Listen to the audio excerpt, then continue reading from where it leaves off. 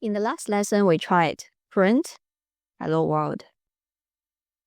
We also did print 1 plus 2.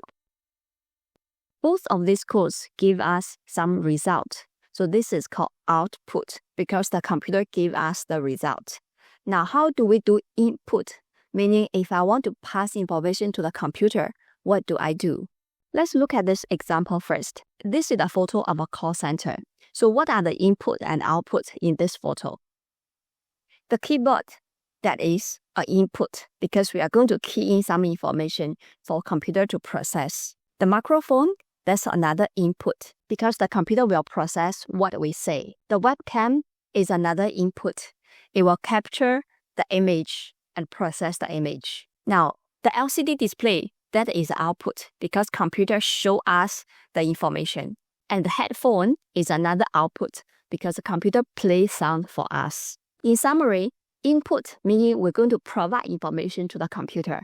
Output meaning computer provide us with information. So it's from the perspective of the computer. Now look at these two. Whether we print hello world or we do the calculation and print the result, these are outputs. So how do we do input in Python? We can just do input, bracket.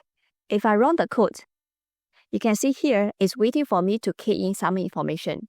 I'll just key in my country, Singapore. Press enter or return. You can see it will echo your input. That means it receives what I have typed in. In this case, once I type in Singapore, the answer is gone. We need something to hold the information. So I'll do country equal to input. So I'll type in my answer again. Now, if I print country, you can see it's Singapore.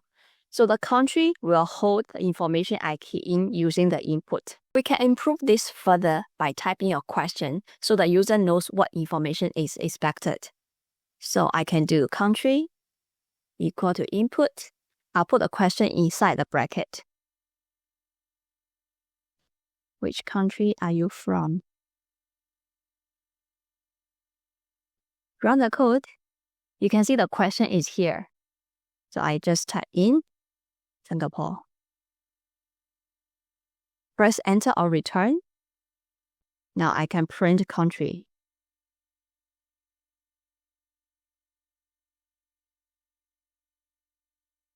It will print Singapore, which means that the information I provided here is accepted by Python. So now country equals to Singapore. Now what if I run the code again, but this time I provide a different answer?